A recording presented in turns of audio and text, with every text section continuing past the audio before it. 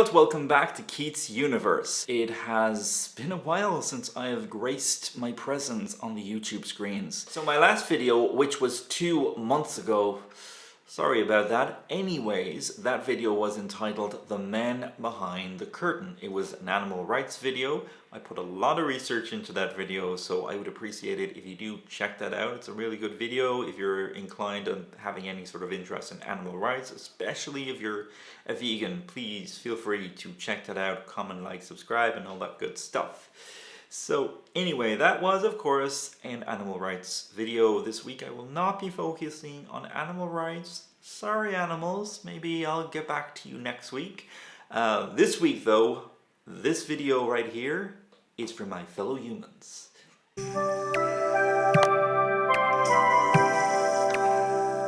Yes, I am a leftist, but I do not identify with the term woke. I think a lot of leftists are probably in the same boat. So I don't identify with the word woke or the term woke, label woke, whatever, and I'm going to tell you why. So the term woke is not so clean cut to define, especially since it is so overused these days to the extent that many who use the term have actually forgotten its original meaning or original intent of meaning. But in a nutshell, to be woke is to support the rights of the LGBTQ+, racial equality, gender equality, and etc. It kind of sounds a lot like humanism when it all boils down to things. Originally, the term was another way to say that you are awakened or you have awareness of our conditions, our human history, to invoke a desire to live in a world with little or no prejudice, a world of fairness, a world of justice, a world of opportunities based on merit alone. Woke was originally a term of empowerment for many in the Black community in the United States. So it is considered by many on the left to be incredibly insensitive when the term is used in the manner in which it is used today. But today, most of us leftists and liberals do not identify with the term woke. At least I personally don't know any left-wing person who identifies with this unironically. It's basically become a far-right talking point. I mean, I don't exactly walk up to new people and introduce myself like this. Hey, I'm Keith. I have a background in graphic design and performing arts. Oh, and by the way, I identify as woke. No, I would never do that. I don't know anyone who would ever say that. Again, this has mostly become a right-wing talking point.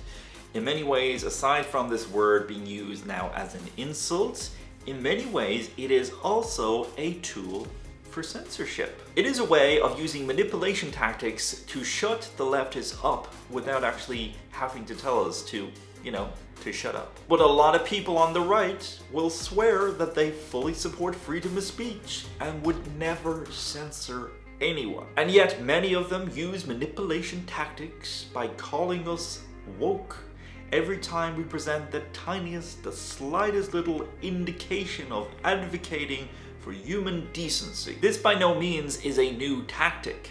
They just changed the word. It used to be commie or hippie. Now it's woke. A lot of outcries I hear from folks on the right complaining about this so-called woke culture is based on a variety of different issues. From this irrational fear that white, straight, cisgendered males are being oppressed, despite the fact that white, straight, cisgendered males are the ones with the power, the ones with the privilege, and let's not forget, they are a majority class. Kind of like this not very well-known British comedian Nick Dickson, who was complaining on Twitter because he can't get gigs because he's white.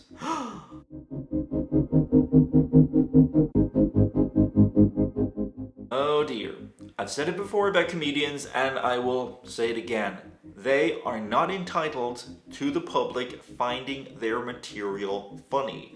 If the public don't find your material funny, it's most likely because your material is not funny. I think maybe Nick needs to worry a lot less about his whiteness and more about his actual content. But of course, this is one of the milder cases of persecution complexes based on one's whiteness. There's also this delightful person.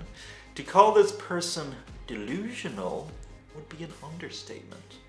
The term woke obfuscates the issue. It's not woke capital, it's just anti-white and run by that hate you.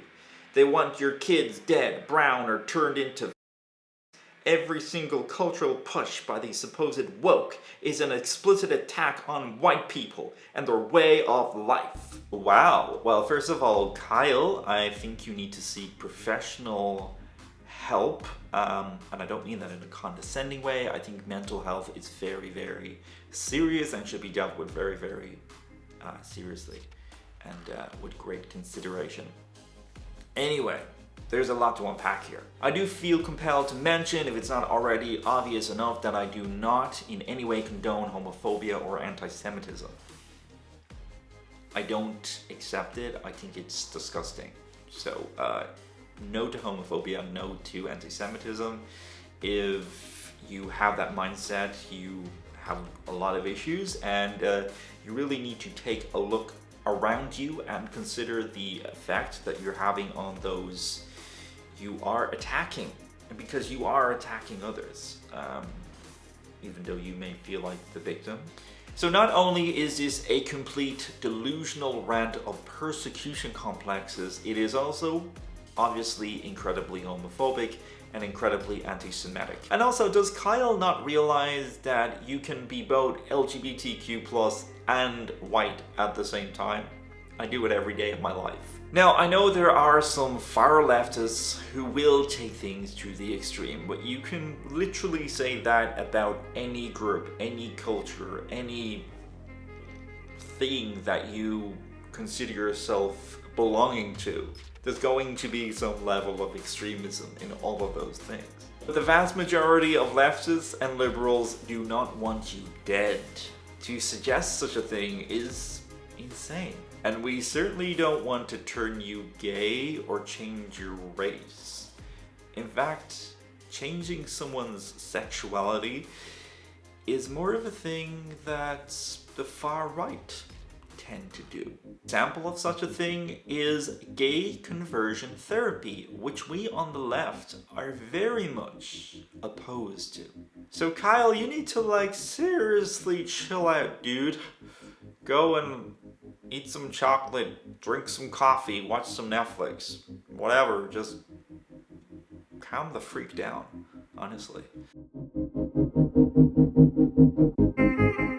There is also the belief that critical race theory, or CRT, is anti-white.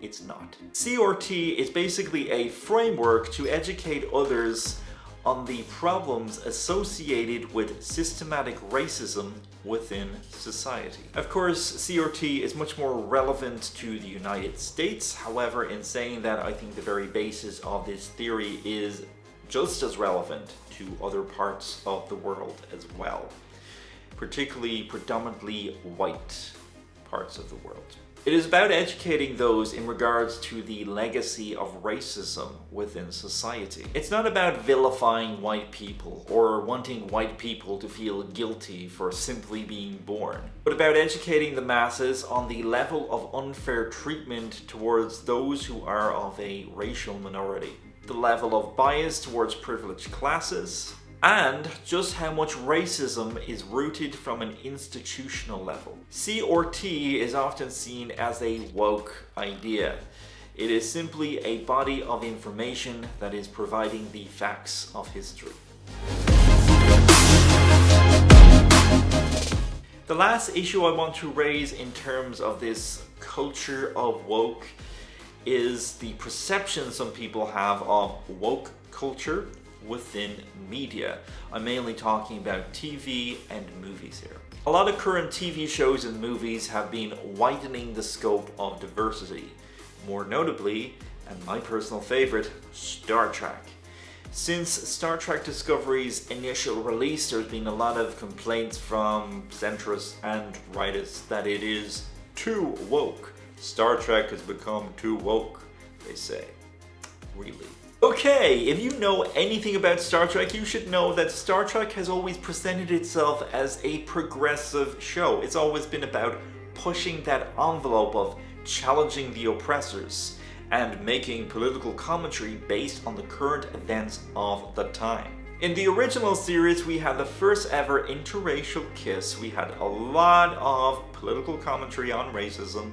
We had female characters in positions of power. And in the spin-offs that followed from The Next Generation and onwards, we had a female chief of medicine, a female chief of engineer, we had a black captain, we had a female captain. For years, LGBTQ+ Star Trek fans have been wanting LGBTQ+ representation in Star Trek, and we finally got it with Star Trek Discovery. Thank God. Thank you, Star Trek Discovery. Pretending gay people don't exist was not the message Gene Roddenberry wanted to convey. Roddenberry wanted, and I quote, infinite diversity in infinite combinations. So much in fact that he made it part of the Vulcan belief system, and a very, I dare say, a very logical choice indeed. So if you can't stomach the progressiveness of Star Trek and you find it too woke, well, maybe Star Trek